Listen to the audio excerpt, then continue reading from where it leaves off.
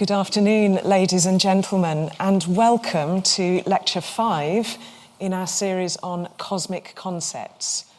The title of today's lecture is Simple Laws, Spectacular Astrophysics. So I just want us to reflect for the first few minutes of this talk exactly how it is that we can presume to explain celestial phenomena. How is it that from the vantage point of this rocky planet, we can hope to elucidate the physics principles which describe and explain the fireworks that we can observe in the night sky? I'd suggest that a very important first step is to understand the perspective from which we are viewing the night sky. And so I want you to take a look at this movie here. The perspective that you should have is that we are at a fixed point on the Earth. Actually, the way that this movie is generated is from a fixed point vertically above Paris. And when we are observing from that fixed point, we see the night sky to rotate over our heads. Of course, in reality, that isn't quite what's happening. That's, by the way, just that extra density of stars, that stripe down there, that's the plane of our galaxy, the Milky Way, just rotating through. It is quite hypnotic to be watching this, and of course it's speeded up specially for the purposes of showing a movie in this talk. But now let's think about a step a little bit closer to reality. So I'm now going to show the same view of space, but what we're going to have is the fixed frame now, the fixed frame of reference, or the perspective from which we're viewing what's going on, is that of the distant quasar background. So distant objects that are fixed in the sky, at least over the kind of human life scales that we're talking about. And then the reality that the Earth is spinning, and indeed there is still a gradual movement of other celestial objects that can be discerned.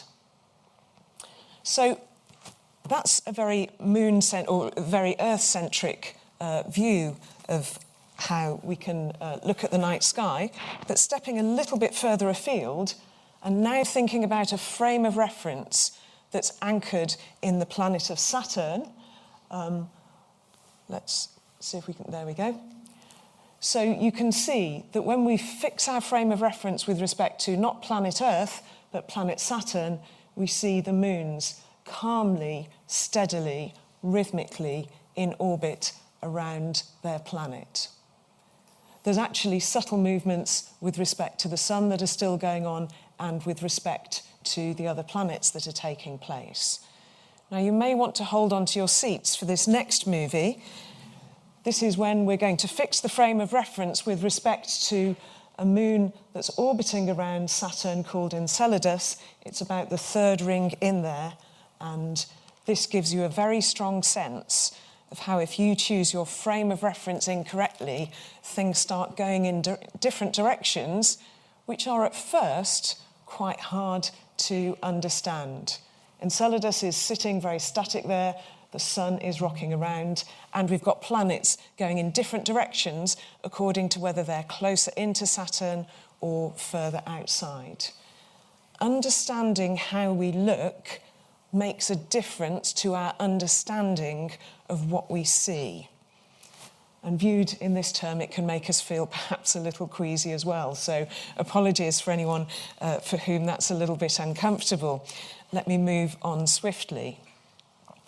So back to the business of how do we explain celestial fireworks and spectacular phenomena?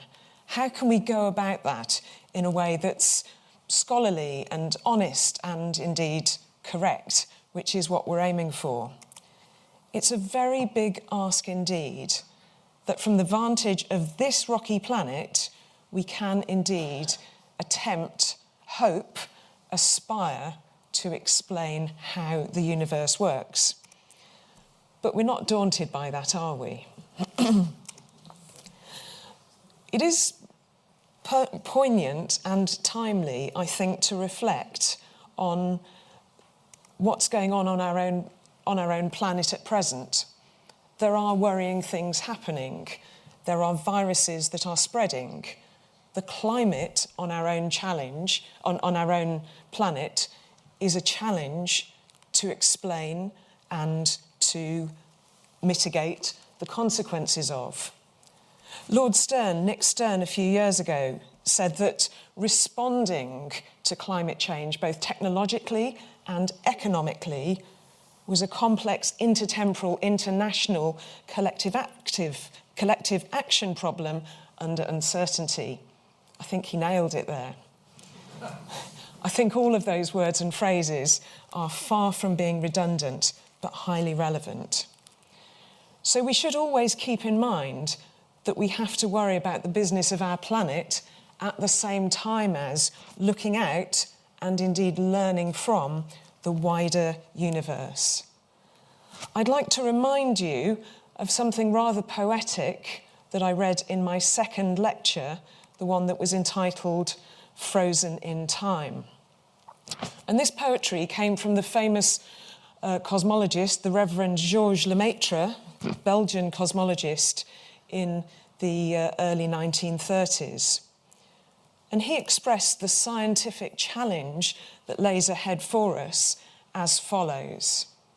The evolution of the world, the evolution of the universe, that is, can be compared to a display of fireworks that has just ended. Some few red wisps, ashes and smoke. Standing on a well-chilled cinder, that's planet Earth, by the way, we're quite cold now, we see the slow fading of the suns, that's the fading of other stars, and we try to recall the vanished brilliance of the origin of the worlds. That, I think, encapsulates, rather poetically, the challenge of standing on this rotating rocky planet, trying to interpret what's going on further afield. And the fading of the suns alluded to in this poem is what we're going to get to today. So it is important to be very clear about what we can do and what we can't do when we're studying celestial phenomena. Sadly, we cannot do experiments in any meaningful, valid sense on objects in the night sky. It is not possible to ask a star to rerun its formation process, its evolution process, and its death process as a function of temperature or magnetic field or composition of chemical elements that are present. We have no ability to define the experiments that we would love to perform to really deepen and enhance our understanding of what we think is going on. We cannot do experiments, but we can observe in many very pertinent ways. But very humbly, I think, we should acknowledge the presumptions that we are making as we observe the night sky. In particular, we should acknowledge that the laws of physics, which we investigate on Earth and which we can perform experiments to elucidate on Earth, we presume that those are the same laws of physics that govern the evolution of objects in the universe and the evolution of the universe themselves. We're also actually presuming that these phenomena are actually explicable and that the laws of physics that are describing them are deducible. And that too is quite a big step. It's one we make all the time, but I think it's important to acknowledge we are making it. We are implicitly assuming that the laws of physics are everywhere the same, including as they are on planet Earth. There are some important examples where that goes wrong, but that's on size scales larger than I'm going to be addressing in today's lecture. So how do we know when we're getting the right answer? How do we know when we're correct in our analysis of some spectacular phenomena in the night sky? I'd like to just run through with you the different types of evidence or authority which govern the academic community's, the physics community's view of whether or not we're getting it right in terms of our analysis and our investigations. I think the first type of evidence or authority won't surprise you at all. It's the evidence presented by careful observation. It's important to acknowledge that this is technically very challenging.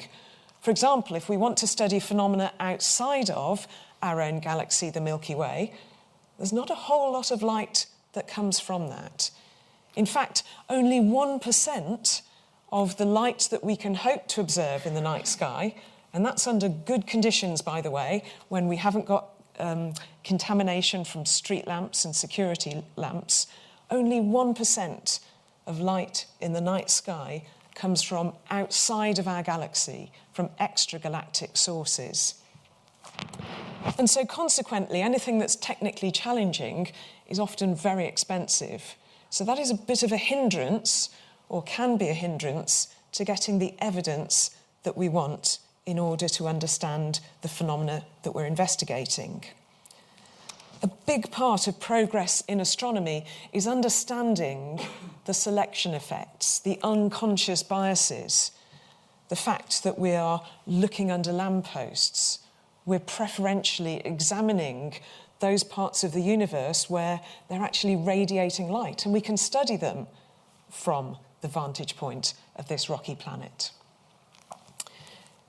For many people, seeing is believing. But the problem with that is that not seeing can lead to a lack of imagination about what else might be out there and what else might be going on that is, for the present at least, hidden from our eyes. What we actually end up observing, what we actually end up discovering, is often strongly influenced by serendipity. There are a great many examples of important phenomena in the night sky that were serendipitous discoveries. No one set out to find them, but they appeared in people's telescopes, and consequently an investigation took place. Serendipity has played a remarkable role in the path that astronomical discovery and understanding has followed. But if all that sounds a bit overwhelming and a bit difficult, I really would like to emphasise that for the most part, the observations that we make are quantitative. We are making measurements that are calibrated and repeatable, repeated by many observers all over the world to be sure that what we have measured is correct. It really matters that we are doing the right thing and we're not confused or mistaken in what we measure. And so replication of scientific observation is a big part of the scientific endeavour and the scientific journey. So that's one type of evidence that's very important. There's another type of evidence, and that's the evidence from theory. Now, you might be sitting there thinking, well, how come theory isn't the final authority? How come it doesn't define the yes or the no to whether we're correct?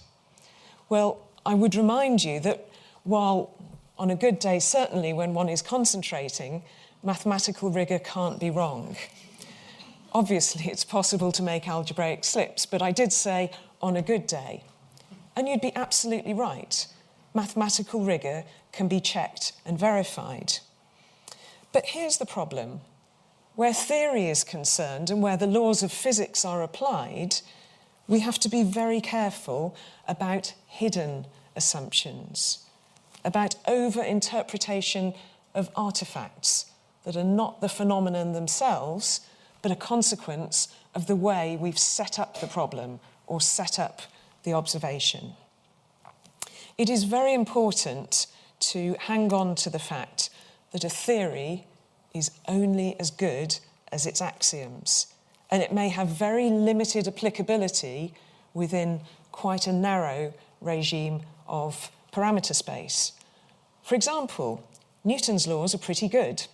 I touched on those in my lecture in January on shapes of free fall, where we were discussing orbits around gravitational mass. Newton's laws are terrific, but they don't apply very close to very massive objects, because Newton's laws don't allow for the curvature of space-time. Brilliant theory, but limited range of applicability, and we need to understand that. An important way of elucidating theory is to code up numerical simulations. Computers are number crunching a particular set of equations and running them forward in time, subject to the boundary conditions we assume and the parameter space that we choose to operate in, can be a wonderfully informative way of transcending the limits of observations on the one hand, and actually also transcending the limits of human imagination on the other hand. We'll see an example of how simulations can assist our understanding a little later in the talk. Now, there's actually a third type of evidence that plays an important role in the scientific endeavour. It's possible that this one may surprise you, but it's the role played by intuition or imagination. Now, let me be very clear that this is something that plays a role in the process of doing the scientific analysis. As we're considering what's happening, as the research is undergoing, as the investigation is live, that's when intuition and imagination play a vital role. Albert Einstein himself would often refer to the fact that he would dream that he was riding piggyback on a light ray. Physically, such a dream doesn't make any sense at all. You can't possibly ride piggyback on a light ray. But that leap of imagination, stepping into the physics that he was trying to understand, that led to the theory of relativity. So imagination and intuition play a role. You will hear us, as we discuss with our colleagues, say things like, I don't buy this explanation. This just doesn't feel right. There's something we're missing. There's something that feels wrong. Those are the kind of conversations that we have in the business of doing research in science. But let me be very clear that imagination is not authoritative in terms of the final answers or conclusions that we reach. I can't overstate this point too highly, and I also can't state it as well as our hero, Albert Einstein. In my office in Oxford, on the wall, I have this quote in German from Einstein. Now, I won't attempt to read it to you in German today, but I will tell you what the approximate translation is, which is as follows. The business of invention or discovery, i.e. scientific research, is not by logical reasoning. Isn't that a startling thing to say? But he goes on to say, the end result, your final conclusions, they are robustly bound to the rules of logic. So while you may make very human leaps of imagination, and while some of those may be wrong and you reject those, and some of those may be right, and you follow that a little further, what you ultimately end up with, what you publish in the international journals, that absolutely is bound by logical deduction that is very defensible. It's also worth pointing out, though, that defensible though it may be on the grounds of the logical steps, in the scientific community we are very clear that we regard our understanding as forever provisional, because we know that new observations could change our understanding. The history of science is full of such examples. But back to this galaxy for today, against that backdrop of how it is that we make progress in understanding on the basis of individual simple physical laws how to explain the spectacular phenomena that are going on in the night sky, I'd like to just mention two particular units that are very convenient to use. And these two units are as follows. If we start using the unit of mass as being the kilogram, which is terrific when you're making a loaf of bread, but inconvenient when you're talking about the evolution of a massive star, then you end up having quite an inconvenient vehicle of lots of numbers describing just how many kilograms you've got. So to cut all that out, we use a unit which we call the solar mass, the mass of our sun. And that's about 2 times 10 to the power of 32 kilograms. What 10 to the power of 32 means is a 1 and 32 zeros. It's a huge number. So it's much more convenient to talk about one solar mass. Instead of thinking of the kilometre, which is a perfectly reasonable unit of distance if we want to talk about the distance between here in the Museum of London and St. Paul's Cathedral, a stone's throw away, kilometre's great for that. But when we're talking about the size of a star, it can be quite convenient to think about the radius of our sun, expressed as the solar radius. So let me just take you now to the sizes of the objects in just our solar system to start with. So this is an image from NASA of our sun in quite an active phase, with different images of the different planets overlaid to scale. So you can actually see that the radius of the sun is over 100 times the radius of Earth. You could probably fit hundreds of Earths inside our sun. Not a good idea, it would be too hot, but it's a very large volume. Jupiter, our largest planet, well, actually the sun is only about 10 times the diameter of, the sun's diameter is only about 10 times the diameter of Jupiter, and that's our largest planet. So these give us a bit of a perspective on the kind of size scales that we're working within. Let me remind you again of our place in space. What circles the sun, the planets I've just shown you, and the asteroids and the Kuiper belt that I spoke about in my last lecture, that total mass has only about 1,000th of a solar mass itself. Ever so much of the structure of our solar system is determined by gravity. Gravity calls the shots. It's always, always, always attractive. We make the presumption that gravity is the same on planet Earth as it is on the solar system, as it is a bit further afield. That assumption actually breaks down when you get to size scales larger than a galaxy. But we're pretty much staying within our own galaxy for today's lecture.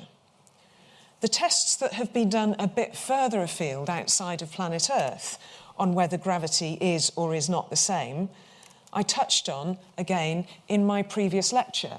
The fact that David Scott, the astronaut, as part of the Apollo mission in the early 1970s, dropped a hammer and a feather, and in the absence of air resistance, because there's no atmosphere on the moon, found that they landed crash on the moon's surface at the same time. Gravity still has the same attractive force, the same behaviour on the moon throughout the solar system as it does here on Earth. After, of course, accounting for other forces that are at play, like air resistance. So what does gravity do for us? Gravity, as I indicated in my second lecture, attracts matter to itself. That gives you a bit bigger mass, and that attracts yet more matter to itself. The early ripples in the cosmic microwave background radiation, those are the seeds of structure formation, and where you have overdensities, you have collapse under gravity. And assuming you can dissipate the heat sufficiently, that collapse can continue and continue and continue. It's important that the temperature drops as that takes place, because it's only when matter is cold enough that it can actually coagulate and form the kind of entities that we're going to talk about this morning. But it isn't only gravity that's at play. Angular momentum, the conservation of angular momentum, we believe to be a conservation law that's obeyed throughout the universe. Angular momentum is the property that a body has because it's spinning, because it's rotating, because it's in orbit about something. You shorten that orbit, it will speed up. You lengthen the orbit, it will slow down. This we believe to be well verified. It's important to realise that when you take simple laws but have them act in combination, which they do because the physical laws operate the whole time, it's the combination of simple laws that give us the drama, that give us the spectacle, that give us the wonderful phenomena we can see in the night sky. So I mentioned a few minutes ago that simulations can transcend the limitations of our observations and the limitations of human imagination. What I'm showing you now is a visualization of what happens when gravitational attraction is at play. So that means that matter is attracted to the centre of mass, the centre of gravity, at the same time as angular momentum is conserved. So as things spin further out, they have a certain speed. As they spin closer in, they spin faster. That's the conservation of angular momentum. At the same time as heat can be radiated away, so the matter can be cooled. So right in the centre here, we've got a bright star, think of our sun, and we've got a protoplanetary disk forming in orbit around it, within which there are little planets which themselves have disks, which ultimately, when they cool, settle out into moons orbiting around those planets, much like the many moons of Jupiter. I think there were 50 odd at the last count, are orbiting around Jupiter, and the moons around Saturn are orbiting around it. It's important to realise that it's the combination of simple laws that give spectacular consequences, like planets that we can live on. All good. So, if gravity gives us galaxies, because of the overdensities of matter, because of gravity drawing the matter together, if these coagulates give us protogalaxies, what about the stars? How is it that stars actually shine? Well, it turns out that nature has known how to do fusion since shortly after the beginning of time. Sometime after the Big Bang, when the first stars were formed, that is when fusion was first played out. You'll often hear people say here on planet Earth, fusion is always 30 years away. That's something I would dispute on two grounds. The first being that stars have been able to do this since shortly after the beginning of time. And the second is that being 30 years away implies certain presumptions about how much you've resourced the technology needed to replicate the extreme conditions that we can study and learn from in outer space here on planet Earth in a way that's safe. How much resource fusion is given here on Earth makes a difference to when we will see it realised here on Earth. But back to stars in the night sky, when you have matter that is sufficiently dense and gravity can take over, then that's the moment at which we can begin to get, as you condense that matter, the pressures will increase dramatically, and thermodynamics means that you will get very high temperatures from those very high pressures. Now here's the thing, when you get to sufficiently high temperatures, and by high temperatures I mean millions of degrees, and it actually doesn't matter too much for the purposes of this discussion which temperature scale I'm using, millions of degrees is jolly hot. when you have attained that sort of temperature regime, fusion can indeed take place.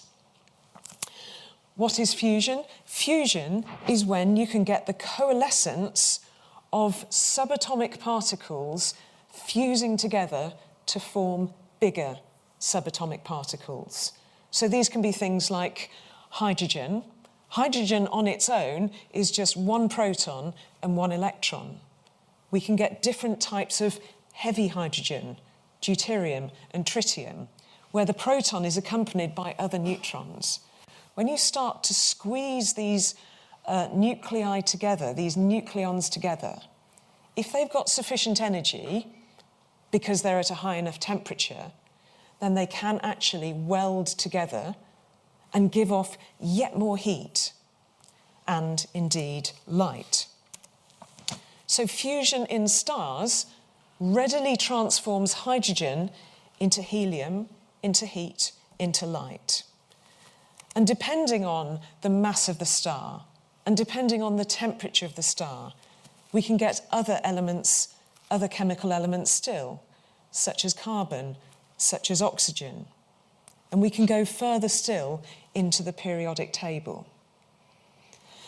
But I want to turn now to what happens. We've got sunshine because we've got a sufficiently dense coalescence of matter in the form of very energetic, high-pressure, high-temperature gas, that all of those nucleons fuse together, give more heat, give more light.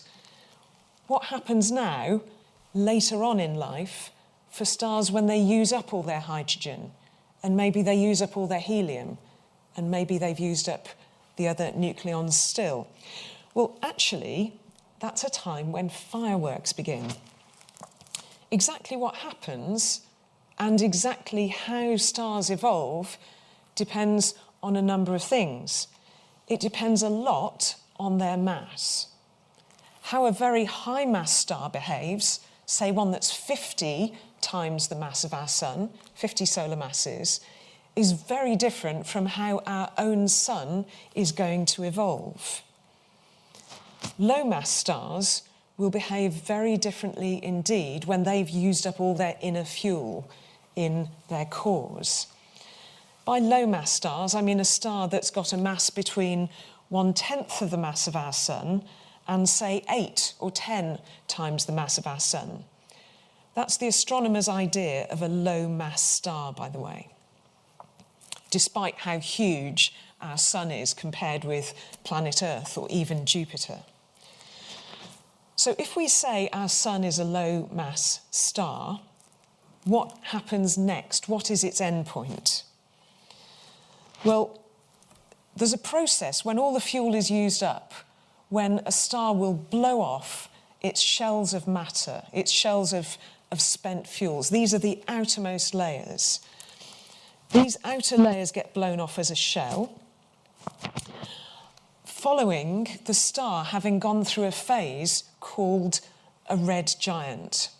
A red giant is when the volume of a star changes dramatically in volume. So if you thought our sun was big now, you ain't seen nothing. In the fullness of time, our sun is going to become so much larger that it doesn't just envelop the Earth, but it envelops a good many of the other planets in the solar system too. That's when it goes through its red giant phase. Now, I mentioned at the start of this talk a few worrisome things that are of great concern to us here on planet Earth at present. Of all of the things that are on my list of things to worry about at present, the sun vaporising Earth is not yet on that list. About the right time for it to become worrisome is a few billion years from now, possibly 5 billion years or a bit longer. So we've got plenty of time on that one. So when the sun's gone through its red giant phase and when it's blown off its outer layers as a shell, we're left with something in its inner part that will collapse and collapse and collapse. Fusion is no longer something that can take place. All the nucleons are way too big and too massive for anything like that to take place.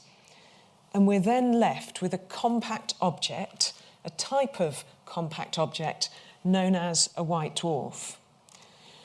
Other types of compact object are neutron stars and black holes that I've touched on briefly in a previous lecture and will be returning to in a future lecture. But what do I mean by a compact object in the particular and specific case of a white dwarf?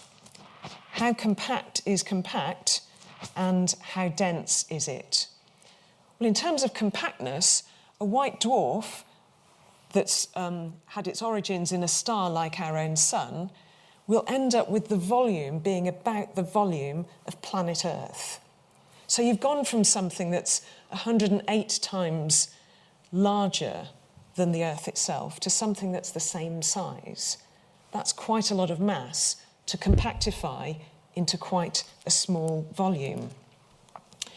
How dense is it? How dense is white dwarf material? Let me explain it in the following unit. If we wanted to take a heaped tablespoonful of white dwarf material, that would weigh the same as a small family of elephants. I took this photograph on the day that that little baby elephant there had discovered he had a trunk. And while all the big grown-up elephants were saying, "Look, little fellow, we buy water, when we buy water, we drink," he was having none of it. He was playing around with his trunk. He was an adorable little creature, but I could not have lifted him up.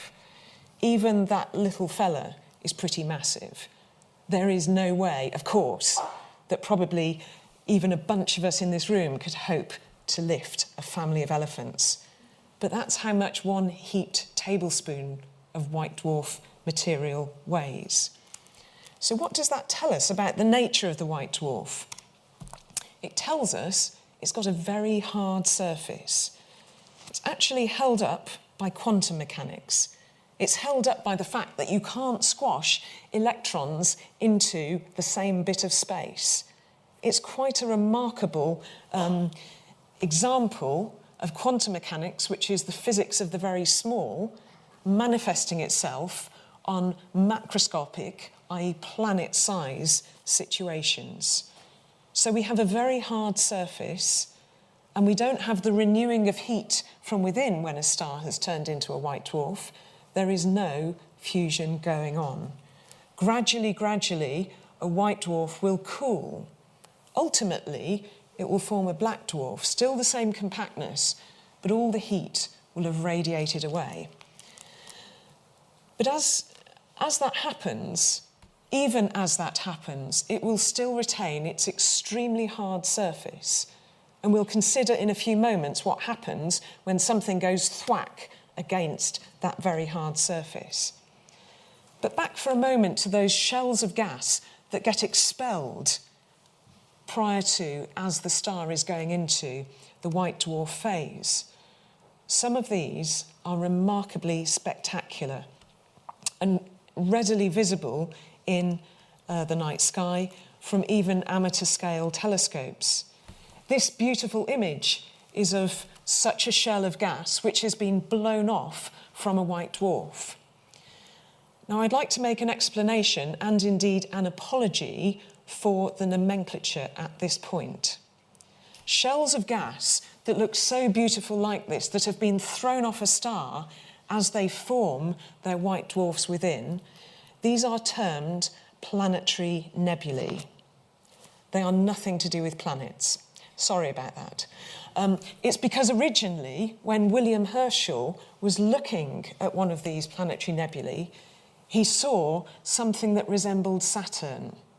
And so, obviously, this sort of extended region of glowing gas in different colours was nebula-like. That bit's fine, won't disagree with that. But it's not planetary in the sense that it's actually of a planet or pertaining to a planet. So this one here shows in the outermost regions red and pink colours which arise from hydrogen and nitrogen gas. Closer within to the centre, you see the green-blue colour, that's actually from oxygen. And this particular planetary nebula, this shell of gas that was expelled by its mother star, its progenitor star, as it formed the white dwarf within, It's about 2,000 light years from Earth. Here's another example of a slightly more scrunched up planetary nebula. And for many years, people wondered whether it really was a planetary nebula. This is NGC 5189. And it was actually only about 5 years ago that people detected at the very centre that there really was a white dwarf, thus confirming the interpretation that it was a shell blown off by a star as there was collapse within to a white dwarf.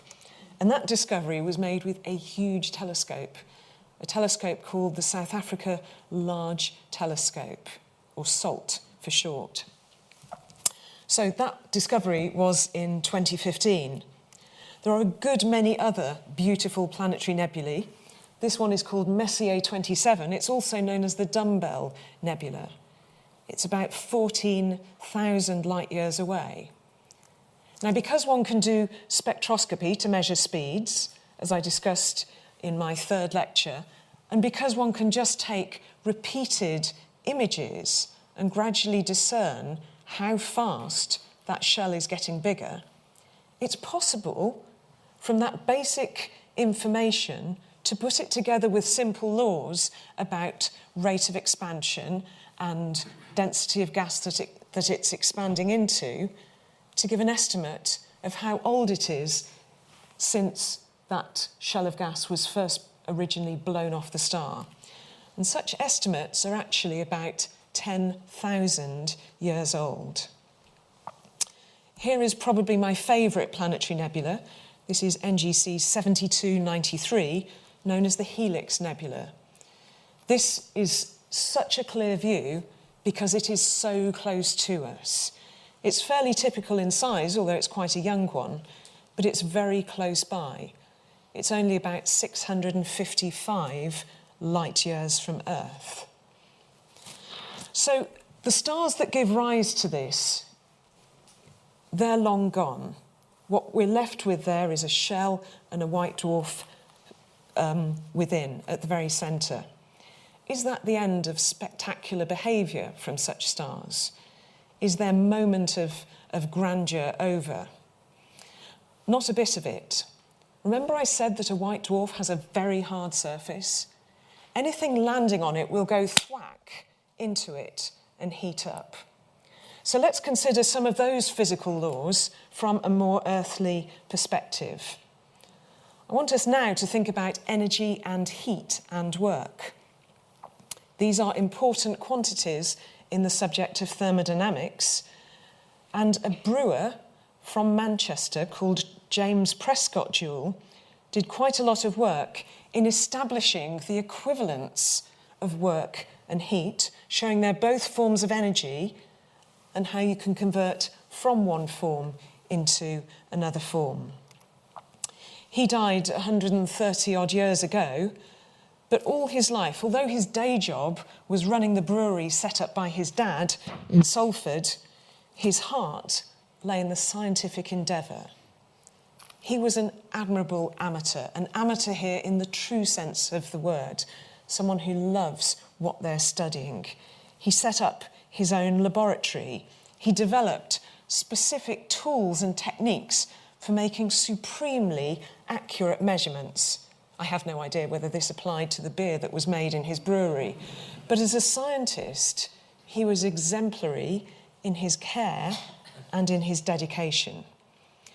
What do I mean by dedication? Well, for example, on his honeymoon in Switzerland, he measured the temperature at the top of the waterfall and at the temperature of the bottom of the waterfall with some very precise thermometric equipment that meant that he could actually discern even a very subtle temperature change. It was very gracious, I'm sure, of his new wife to... I like to think that she enjoyed these scientific endeavours as well.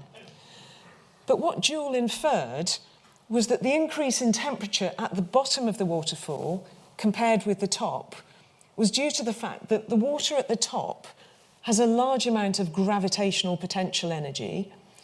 It's pulled towards the Earth under gravity, and in so doing, it loses potential energy, but it gains kinetic energy.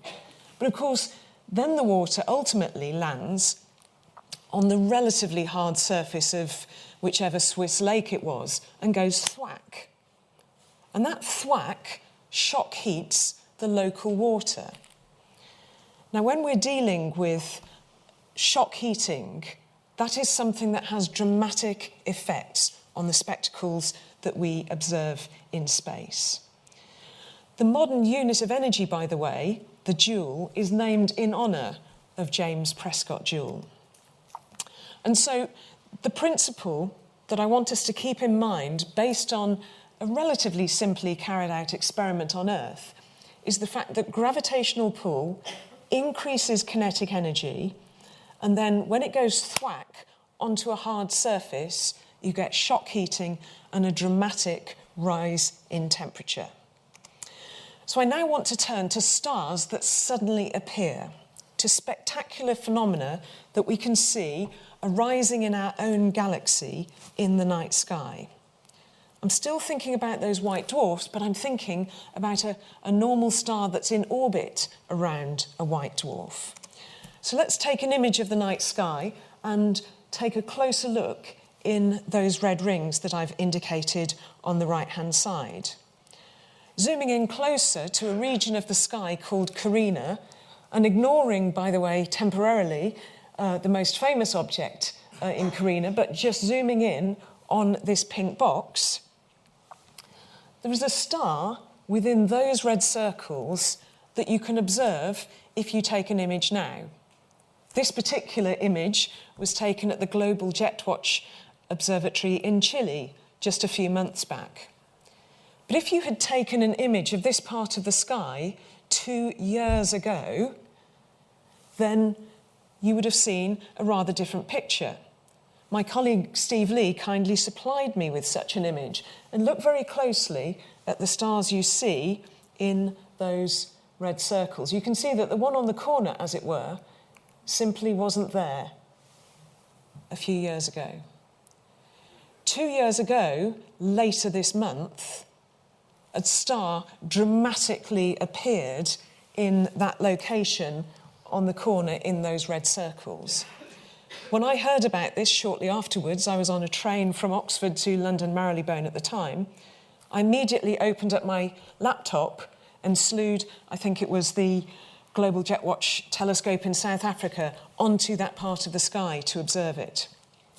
My husband was expecting a relaxing weekend in London, but instead he found himself standing next to me on the platform at London Marylebone, pressing the shift key upon my request as I held my laptop and slewed the telescope, making use of the free Wi-Fi on the train and not wanting to lose a minute as we captured the behaviour of its early evolution. Novae are awfully good fun to study, but they can be a little bit inconvenient. So let me tell you about what happens when you get a nova explosion.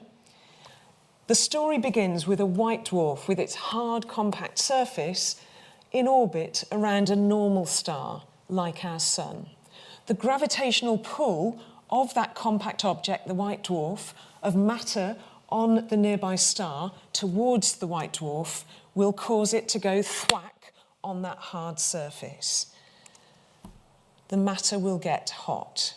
By hot, I mean very hot. I mean millions of degrees. Temperatures at which we know thermonuclear reactions such as fusion can take place. And so when hydrogen from that nearby star lands thwack on that hard surface, that's converted into heavier elements further down the periodic table than hydrogen and helium.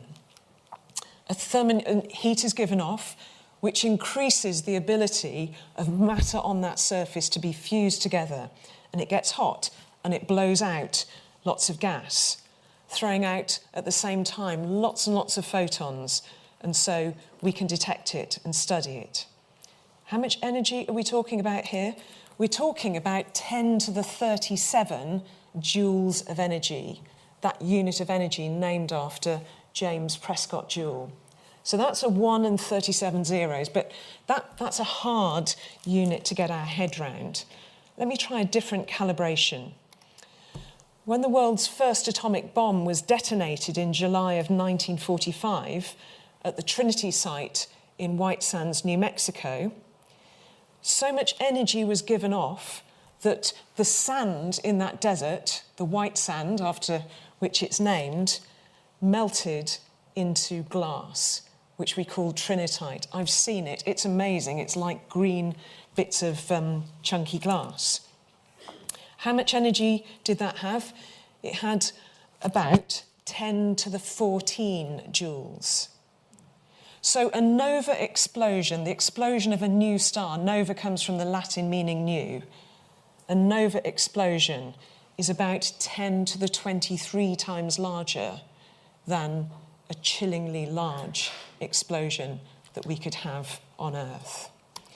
So I mentioned in my second lecture on frozen in time that shortly after the Big Bang, as the universe was expanding and therefore cooling, ultimately hydrogen and some of the other light elements, such as helium, such as lithium, such as beryllium, could be formed.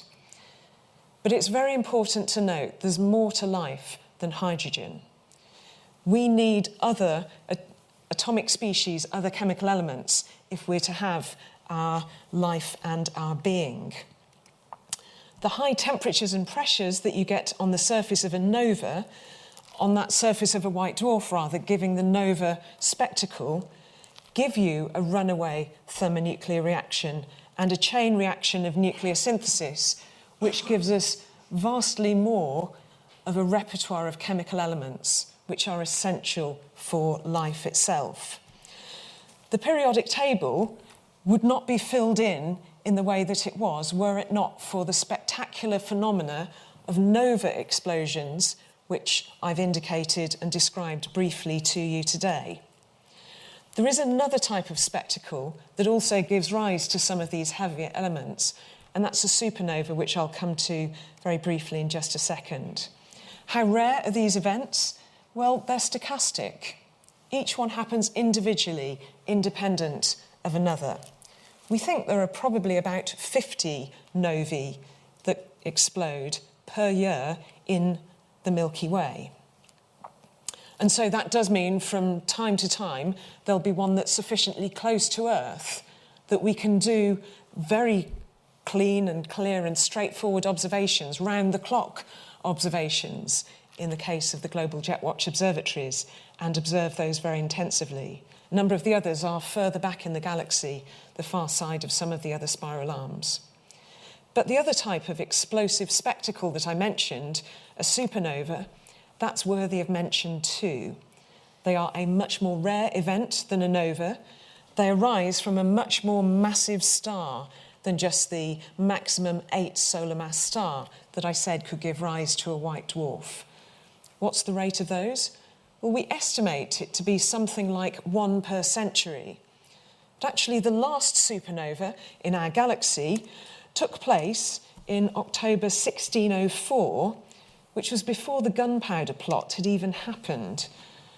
The king at the time was James VI of Scotland, James I of England.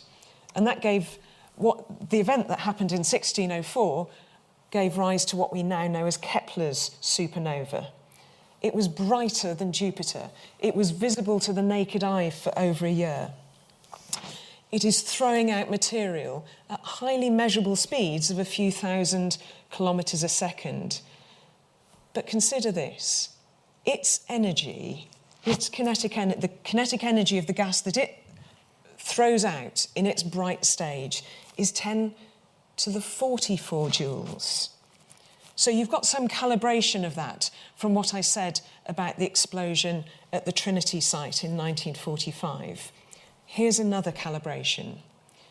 In the past 4.5 billion years of the life of our sun, it has only radiated about half of that amount of energy that Kepler's supernova radiated in its first few months of existence. So supernovae are also exciting. It's important to realise that they happen not when a star is born, but at the end point of a star, when there is inner collapse sometimes excitingly, to a black hole. We're always on high alert for when the next galactic supernova is going to be, because they are a spectacle, a phenomenon that we can hope to measure with precision, with repeatability from all telescopes, all of our telescopes all over the world, to ensure we're getting the right answer, to then test against our models of nova evolution and supernova evolution, to reach a view as to whether our explanations of how the simple laws combine to give us the spectacular astrophysics are in fact about right. Thank you very much.